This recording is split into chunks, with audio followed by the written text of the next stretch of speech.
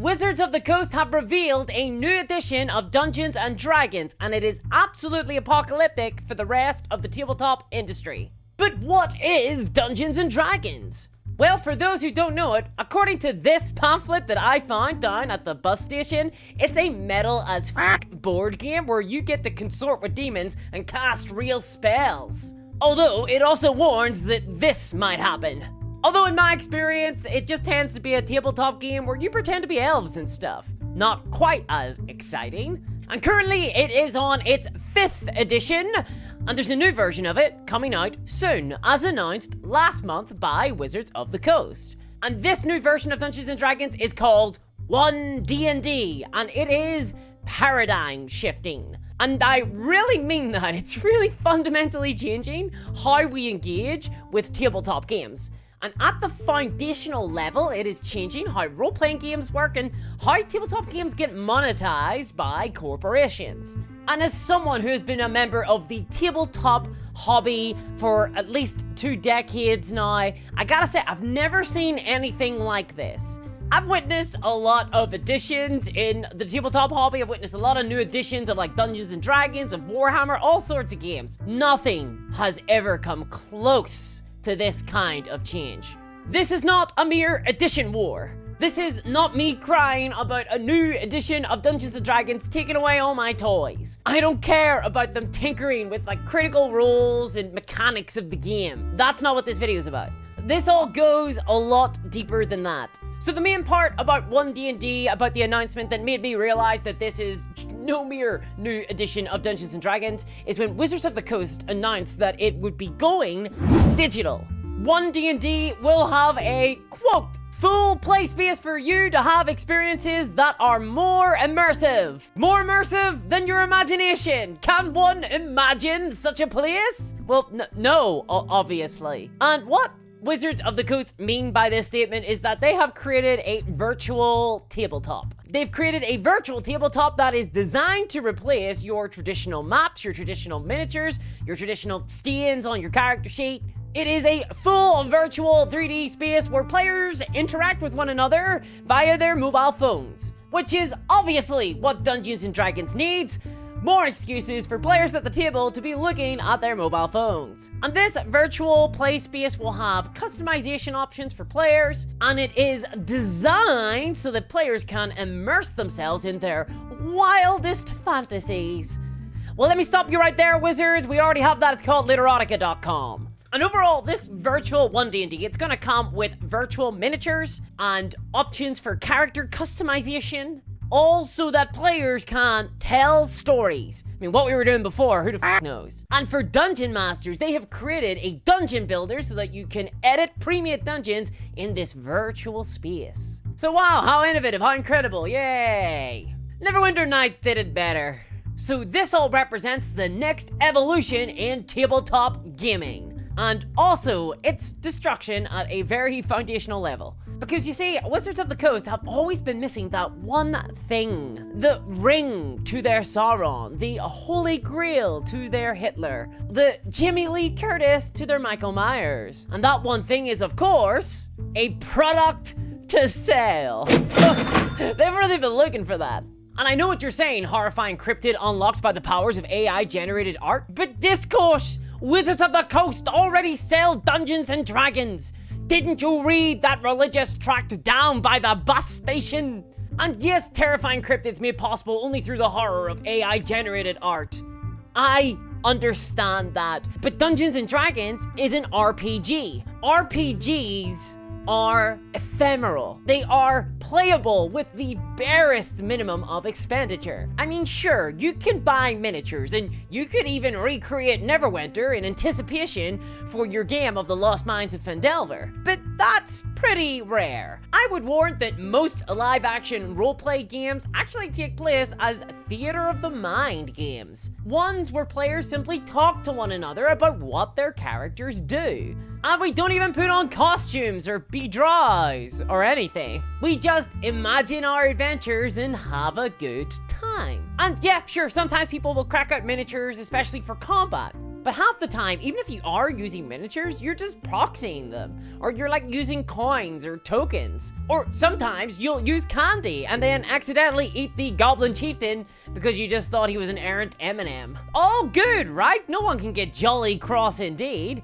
Well, unfortunately for some of the Grinches over at Hasbro, owners of Wizards of the Coast, they're kind of stewing a little. Because as much as this all generates joy and is beloved, and people have been playing this for years and years and years, unfortunately, merely using your imagination can be really hard for companies to monetize. Oh, wouldn't want to not be able to monetize your core product now, would you? I mean, sure, they can create rule sets that can structure play. That's good.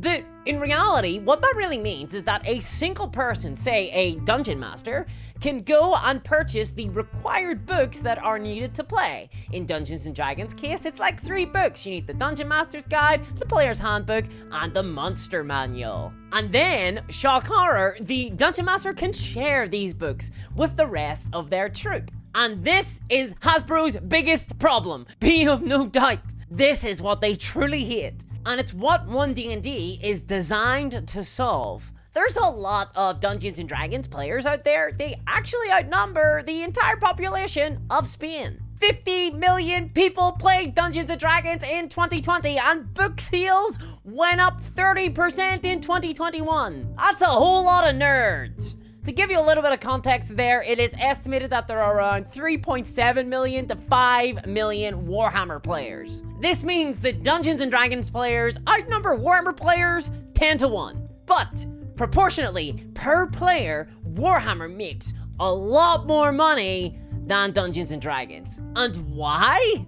Because Games Workshop have monetized their player base much more aggressively. If you are a Warhammer player, then, well, you know, because you're going back to the Games Workshop store constantly, picking up paints, picking up new miniatures, constantly on the hook for new releases every single month. And every once in a while, you'll jump into your local Games Workshop store to get out of the rain, and you'll come walking out with a new army box. Likewise, if you want to remain competitive in Warhammer, then you will be frequently buying new armies. Games Workshop has it sorted out, and basically how it works is that there is a central product. There is a well that you must always return to, and there is a consistent release schedule designed to keep you on the hook, strapped straight into the vein. The 5 or 6 books that Wizards of the Coast release every year, it's got nothing on Games Workshop. Or hell, why go so far? It's got nothing on Magic the Gathering, also released by Wizards of the Coast. But there's a reason for this. Dungeons & Dragons has a much different culture of play. In most groups, the Dungeon Master will only buy the books required for the group, and then everyone else will simply rely on pen and paper. And that has been changing somewhat with D&D Beyond, but it hasn't really quite filtered into the overall culture of the hobby yet. And most purchases in Dungeons & Dragons are actually of ancillary products. Things like dice, miniatures, or bad dragon products. And sure, every so often, a player will get up of their bad dragon product and buy a player's handbook. Hell, they might buy the latest scenario book, maybe even digitally. But that's mostly it. Dungeons & Dragons is actually a really cheap hobby. Even the poor are allowed to have joy in this one. And it is this thrifty culture and cheap price point that One D&D is designed to smash. Much like my friend's Bard character smashes every single NPC that he meets. Animal, vegetable, mineral, he'll do anything to anything. Because as much as it is difficult to monetize your imagination, it is incredibly easy to sell you a purple coat. And what does One D&D come with? Baby, it's a whole boatload of purple coats. And yellow, and green, we got the virtual goods, yeah! I'm talking virtual skins, premium cosmetics, we got it all. We got special character models, digital weapons, exclusive weapon skins. Ever wanted to have a night elf mohawk? Well, now you can! I mean, you always could have, but you would have had to do all the hard work of imagining it. But screw that! Pay some money, you get to see it in the virtual flesh. Oh yeah! And it is this aspect that is going to be the most important plank of One D&D. And this isn't me just doomsaying about the future. In the launch video of One D&D, they already talked about this. They say, quote, "We want to give people more minis, more options for character customization." Oh Christ, it's player choice. This is cool. This means they're going to sell skins and cosmetics. As someone who plays MMOs, as someone who has played a video game in the last 10 years, let me tell you, every single one of those games has started selling cosmetics. Eventually. This is inevitable. The moment that this is possible, they will begin to sell it. And there's a very simple reason for that. It's because every single player, every single person in the world cares about the cosmetics of their characters. And people will absolutely 100% spend money on these cosmetics. This will sell. And I am sure of that because people already do spend money on cosmetics. In fact, they spend boatloads of money on cosmetics in MMOs, in mobile games, all of them. Hell, right now in Dungeons and Dragons, people spend tons of money creating artwork of their OCs. And Wizards and Hasbro know this, and they are very likely really annoyed that there's all this money being made in the Dungeons and Dragons market that isn't in their pocket. As far as they're concerned, they probably view this money as rightfully theirs. Mine. By right. And to see it fall into the hands of a secondary market makes them jolly cross indeed. So for anyone who says that cosmetic options are superfluous to a core experience are either lying or simply denying reality. This is a massive, very important part of many games to many people, and it is no different with Dungeons and Dragons. And before corporate apologists jump on this video, and before they start saying words like player choice, I think that we should all just for a hot second acknowledge the reality of microtransactions. Things like premium skins and paid for cosmetic options disproportionately impact those with neurodivergence, those with compulsive spending habits, or for those who struggle with their impulse control. These choices victimize many people in the video game community, and I really don't want to see it happen to those in the tabletop community either, because many members of this community are vulnerable. And I have been a member of the tabletop community for like almost 20 years, and from my anecdotal experience, I would say neurodivergent people are disproportionately represented in this hobby, which is good. And even for many other people, tabletop is a respite from the types of predatory practices that we're used to in the video game industry. To see this now get opened up in the biggest franchise in tabletop is absolutely f***ing terrifying. And this concept of being sold skins, sold cosmetics, sold options, I resent the idea that none of this was available to us before. I could imagine my character with a purple coat before. Thank you very much. I don't need to see it represented in a digital space. And don't be fooled, this is just the beginning. Right now, Wizards of the Coast are prepared to sell skins and virtual dungeons. But tomorrow, it'll probably be DLC monsters, kobold tokens, and magic avatars. Then what? Loot boxes? Season passes? Limited edition models? Horse armor, all with a premium currency designed to help distance players from the money that they're spending. Premium currencies, the sugar that helps wash it all down. And what's to stop them from doing this? If we accept this now, if the needle gets moved here, it's over. What's to stop Wizards and Hasbro from simply opening the gates to this later? Want to use kobolds? Well, best pay for the kobold pack. Want to be a wizard subclass? Well, it's time to pay up. And I've seen how much fucking money that WizKids thinks they can charge for 7 physical miniatures. I am terrified of what they think they could charge for a limited edition digital model. Wizards have not demonstrated reticence in asking for cash. Make no mistake, this is a company that wants all of your money. And they have paymasters at Hasbro cracking that whip. So now all of their attention has been dedicated on trying to figure out a way to get you to spend all of that money, to get them all of that money from your pocket to theirs. Time to pay up, pay pig! And it's very likely that this virtual Dungeons and Dragons experience will come with a subscription. Because what 21st century business could look at itself in the mirror if it had not tried to get its entire user base onto a recurring revenue stream? It'd be laughed out of the annual business awards. You sell product for money? How very 80s. And all of these changes, they represent so much more money. I cannot overstate how much more money this could make. I am sure that Wizards are more than happy to lose a substantial number of players in order to push through this type of behavior. We're talking about a company potentially timesing their income by 10. There is a lot you would risk for that kind of payoff. And if you think that they wouldn't, if you think that Hasbro would not abuse their market position, I just want you to know that they relied on slave labor in Ireland all the way up to 96. These corporations are not our friends. But hey, it's more money for Wizards of the Coast, it's more money for Hasbro. At least it's getting better, at least the hobby's getting better. This money is going to help build the brand Dungeons and Dragons. I mean, that's what we're paying for, right? We're paying for a better experience, right? Right? No.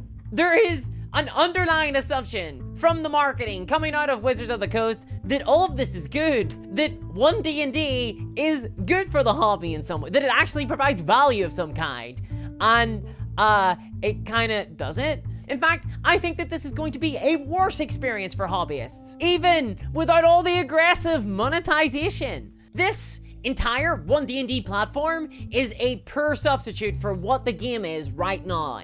It's all flash and no fire. Because seriously, who the hell wants their D&D game to actually look like a video game? Just go play Neverwinter Nights. Jesus Christ. I genuinely don't care about the graphic settings of my fucking D&D game. The graphics of this virtual product actively harms my immersion. Because the more you represent something concretely, the less I can read into it. This actually harms creativity. I would rather have a featureless token than a virtual miniature. With a basic token, I can imagine my character in that space. With a fully sculpted miniature, it's like watching a movie after you've read the book. The actor's face replaces the internal image that you have of that character. And I really resent that. And it goes towards how 100% people will pay money to get their virtual characters, their sculpts, their miniatures, to look more accurate than how they imagine their characters to look. Otherwise, what you'll find is that your ideas for characters will begin to look like the miniatures that you have available to you. This customization removes player choice. It makes it harder for us to be creative. And all of this customization, all of these options, they lock players into this platform. It invests them deeper into the One D&D ecosystem. And that is not good for the rest of the tabletop hobby. It places players in a walled garden of their own design, and it has happened already to a smaller extent with Dungeons and Dragons. There are many people that it is almost impossible to convince them to play any other game. But good luck in the future. It's going to be impossible to get people to try other games going forward, because players will have even more of a sunk cost in Dungeons and Dragons. They won't be able to use their virtual skins in Pathfinder. They won't be able to use all those premium tokens they bought in GURPS. This goes beyond buying a different book or an adventure from a different game and then having to convert it. We're talking about a program compatibility here. Wizards of the Coast will control whether something is or is not playable in their virtual space. They have taken that power from our hands. Consumers are losing out, and this tightens Wizards' monopoly on the tabletop industry. And ultimately, all of this is for a poor substitute of actually playing the game. When I'm playing Dungeons & Dragons, I want minimum intrusion. Reflecting things in a virtual tabletop is by its very nature limited. You can only do so much. Computers cannot be a DM. They will never be able to match what a DM can determine in their own little brain computer, even if that DM has overdosed on barbiturates. And that's what I love about tabletop games. The fact is, they're not computer games. They don't have limited interaction. The structures of play are malleable, and it's not simply a case of input X for output Y. And worrying about the graphics of your tabletop RPG is like worrying about the acoustics of your toilet bowl. If you're a player and I'm the dungeon master, you can tell me you want to do anything at all. Any action that springs to mind. There are not limited inputs. Maybe you want to swing from a chandelier or gather a collection of human ears. And then I, as the DM, can use my brain and I can judge what you've done and determine how it impacts the world. Maybe I'll do so determined by a random dice roll, maybe not. And then I can have the world react. Maybe those kobolds want your human ear collection. But oh shit, it turns out I haven't unlocked the kobold pack yet. Turns out that One D&D doesn't have a model for a pile of human ears. Well, I guess we can't do that then. Or if we do, I guess we just have to not use One D&D. Forget the virtual tabletop. Because this takes structured play and it puts it in a dog cage. Is my imagination really going to be constrained by what is or is not represented in Wizards of the Coast's platform? What if I want to play with Twi'leks and D&D? If Wizards don't support it, then f*** me, I guess, right? So why are they putting all this effort into all those graphics? Because they want to sell those cosmetics that we talked about earlier. This new edition of Dungeons & Dragons, it reveals what the focus of Hasbro and Wizards of the Coast is. And that is the worst direction possible for Dungeons & Dragons. The changes here that they're talking about, these paradigm shifts with the virtual Dungeons & Dragons, they represent change designed primarily to exploit. Change designed to innovate new means of monetization. Ultimately, the creation of a product, a franchise, a platform of Dungeons & Dragons. And during their announcement of all of this, Wizards of the Coast took great pains to try and make clear that this virtual D&D is not a video game. The tilt-shift camera was really chosen so that people understood that this wasn't a video game, but it is a digital experience. But once again, just like the miniature wargame hobby, we are seeing the virus of video game monetization infect the tabletop industry. Video games pioneered loot boxes, skins, microtransactions, premium passes, battle passes, and more. And now One D&D is the avenue that all of these predatory practices can be Trojan horsed onto tabletop. So yeah, I think it's apocalyptic for the entire industry. It might make more money, but it's worse for us. It's worse for consumers. It's worse for hobbyists. It's worse for players. It's worse for people. Look, I understand. Virtual tabletops do have a space here. There are programs like Roll20, Fantasy Grounds, things I've used, and they're very valuable, especially for those who are unable to get games in their local area. I help run the biggest Dungeons & Dragons virtual community in Northern Ireland. So I mean it when I say I don't hate remote play. There is a value to it, and it was especially useful during the pandemic when it was unsafe for people to physically meet up together. But the company that sells the product getting on board and throwing their entire weight behind a graphically intensive, microtransaction-ridden platform designed to constrain how we play the game is not how it should be done. Remote play should be open source. It should be free from exploitative practices.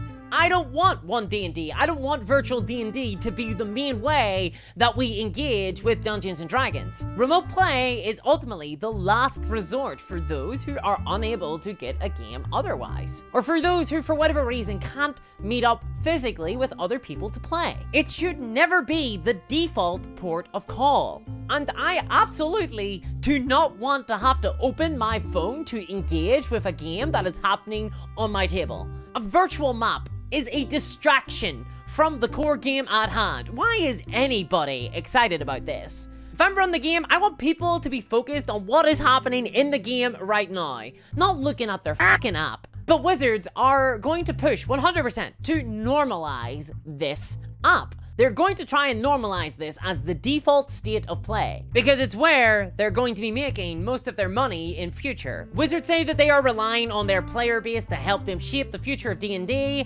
Here is my suggestion. Stop. Just sell the books. Don't pursue this any further. Don't make this core to the experience. You don't need to own a virtual tabletop in order to sell us PDFs alongside your physical books, because you can just send us the PDFs as a file in an email like everybody else does it. But no, they want the platform. It's the most important thing to them. They'd rather the experience be worse. And in my lifetime, I have witnessed video games go from fun, playable experiences to full platforms designed to extract as much money from players as possible. And now I am concerned because I'm seeing the exact same movements, the exact same arguments being made in the tabletop hobby space. This decision making is exactly the same. These attitudes killed the joy of video games. Now they're going to kill the joy of tabletop games. And if you're concerned about this and you want to help support me in fighting against these types of behaviors, these types of predatory practices, please check out my Patreon at patreon.com/discourse miniatures. There you get early access to some of my content, you get ad-free content and exclusive live streams. And a huge thanks to all my patrons, especially Sonic Bread and Beauregard Quitman. Thank you so much, guys, and I'll catch you next time. Bye-bye!